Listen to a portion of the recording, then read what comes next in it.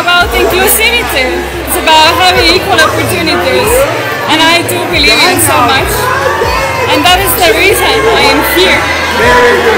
Because I believe it. Yeah. I applied for a job in an organization that has the values that resonates to me, that I believe so much. That is why I'm here.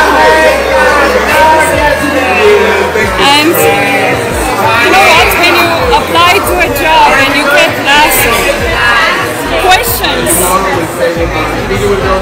about your private life, that you know, that you tell them, they might sabotage. So mga kapolitika, inyo pong napanood itong very controversial na pahayag at statement nitong si Miss Estonia dito sa Miss Universe organization. So background lang muna tayo dito kay Miss Estonia kasi isa rin po ito sa mga candidate na binabantayan ko dito sa competition dahil nga doon sa departure niya mula sa kanilang bansa dito sa Europe ay nagpaandar itong si Miss Estonia na kung saan ay nakasakay siya doon sa isang kahon. And then nagmukha siyang Barbie, mga kapolitika. Nag-trending yon at marami ang mga na-trigger at talagang pinag-usapan siya. Nag-viral yung kanyang video dito sa social media na kung saan ay sumasakay siya sa isang sasakyan and then nakakahon itong si Miss Estonia na para ba siyang manika. So talagang pinag-usapan yun ng mga netizen dito sa social media. So dito na sa Miss Universe itong si Miss Estonia at nakikipag-compete na siya. Kasama niya ang more than hundreds delegates dito sa kailang edisyon para ngayong taon. And then doon nung nakarang araw is ano na, diba, yung interview, personal interview, closed door interview ng mga delegates dito sa mga kurado. At isa na nga doon ay yung tatlong Pinoy na naging interviewer dito sa kanilang part ng competition, which is itong closed door interview.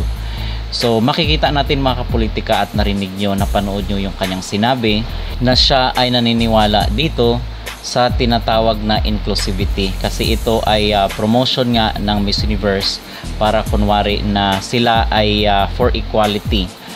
Halimbawa na lang itong mga married women at yung mga may anak na, yung mga overage at yung mga overweight ay pwede nang sumali dito sa kanilang kompetisyon. Pero the thing is, according dito sa paniniwala ni Miss Estonia ay hindi di umano ito nag-resonate sa kanya. So hindi niya naramdaman yung tinatawag nila na inclusivity at equality dito sa Miss Universe. So bakit ba nasabi yun ni Miss Estonia? Kasi yung mga judges daw is nagtatanong daw ng kanya mga private life.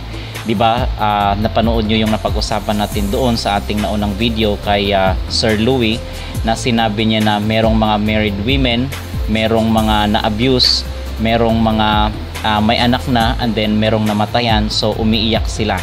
So yung mga private life mga kapolitika is nakalkal dito sa Miss Universe, which is ito yung hindi nagustuhan ni Miss Estonia kasi akala daw ba niya is for inclusivity at hindi yun maging issue kasi for sure ito, alam ni Miss Estonia na yung mga married women, yung mga may anak na ay siguradong hindi mananalo dito sa Miss Universe. So sa madaling sabi ay itong mga inclusivity, equality nila ay paandar or pakulo lang.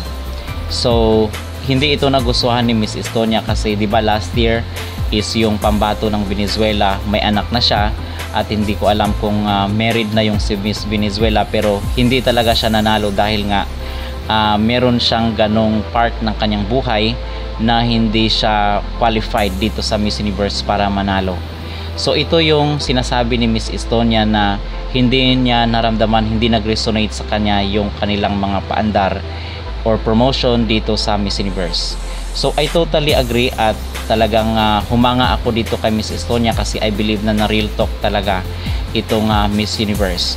So bakit pa sila magpo-promote na inclusion dito sa mga married women, dito sa mga may anak na, kung gayong hindi naman pala sila mananalo. So may point at tama itong si Miss Estonia dito sa kanyang ipinaglalaban na bakit kakalkalin yung kanyang mga private life, pero magdidepende po yan sa interviewer. So I totally believe na yung nag-interview sa kanya or yung nagtanong sa kanya ay itong Sir Louie, kasi naikwento niya doon sa interview niya kay Diane Castillejo. So most probably ay isang Pinoy ang nagtanong nito kay Miss Estonia. So hindi niya ito nagustuhan mga kapolitika, kasi kung sasabihin niya na married woman siya or may anak na siya, ay 100% na hindi siya mananalo. Kasi nga I believe rin na siya ay pinagandaan niya itong competition dahil siya ay naniniwala dito sa organization, pero parang na-disappoint at dismaya siya sa kanyang natuklasan. So may point itong si Miss Estonia, bakit pa sila mag-promote? Sana isalisin na itong mga ganitong inclusivity na ito at equality mga kapolitika, kasi kung hindi naman pala sila mananalo, so ano yung sense? Bakit pa sila payagan na sumali dito sa competition? Or else, or for business reason lang, which I believe na yun talaga ang pinakadahilan.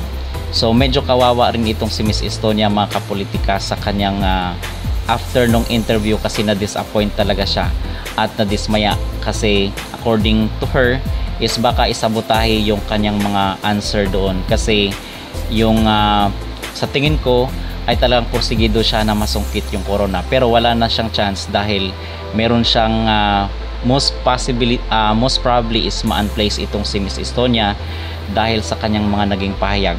So alam naman po kasi natin ngayon na social media is everywhere at lahat ay dito na mostly kumukuha ng impormasyon sa social media. So baka may nakapanood na taga-organization at i-unplace itong si Miss Estonia dahil sa kanyang naging pahayag at mga revelasyon. Okay, so ito I believe na platform lang ito, at ito ay stepping stone ni Miss Estonia, ang Miss Universe.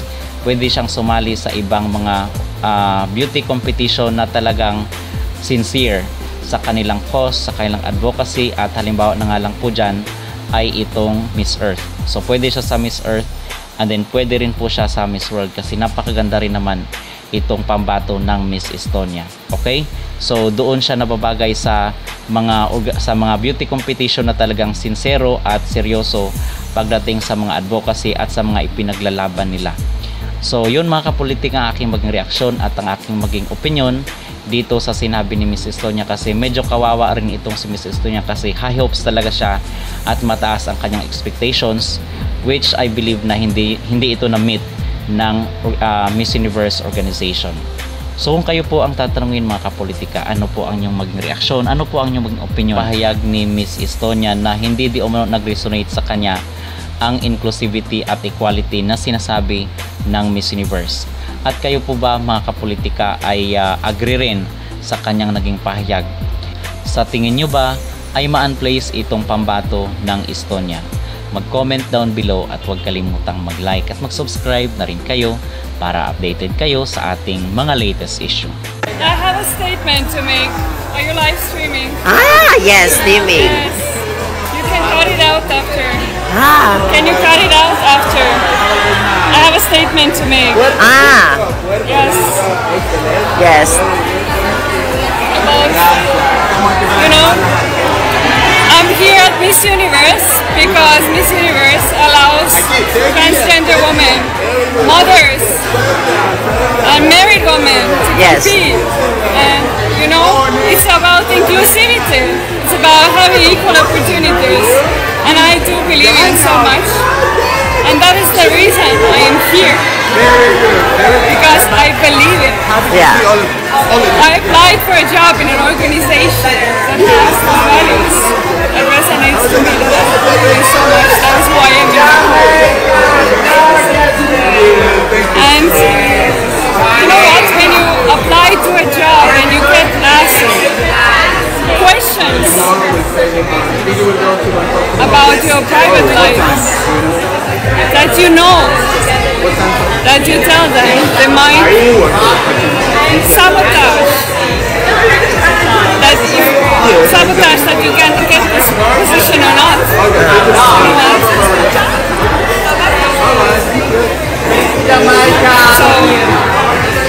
And also, I'm not so sure that all of the judges share the same values as the organization.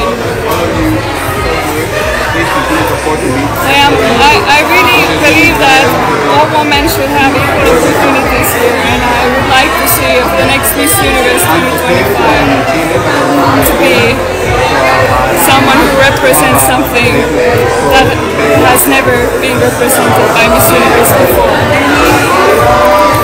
Yes. Fighting queen. Yeah. Fighting queen. You're very good. You're very good. Fighting.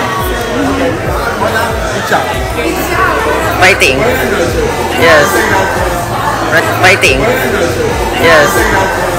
Fighting.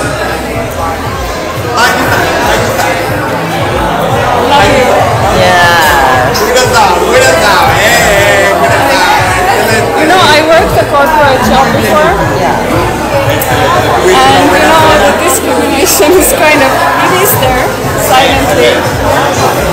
I think a lot of women experience this today. And in my country, Estonia, and a lot of European countries, is actually considered discrimination. It is even illegal to ask about personal life, the fact if you're married or not, or if you have children or not. I do not have to provide this information. But I do understand that I'm not in my country. I come here to respect the other organization, but I would like to see that the organization, all of the members, the jury members, also share the same values that they say that they have. Because I believe in this. This is the reason why I'm here. And I believe in honesty and transparency. So yeah, at the moment I have been having so many messages during this contest that I doubt. I'm in doubt if I'm in the right place. I'm not sure if I should be here. Because for me it seems like they don't want me here. Because I might not, because my personal life might not be something that they accept. You know? So this has been my day, my last 2 days, and this was my interview. I rehearsed the interview about my charity project. That was actually about abuse prevention. It's a quite different topic, but I only talked about equality at the interview. The very same thing I just talked about. And I have no idea because people have different opinions. Should Miss be married? Is that considered Miss? So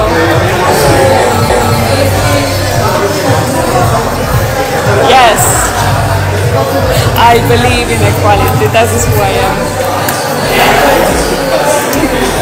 Thank you. Love you. This night, I think. See you in prelim and final. See you. Yes.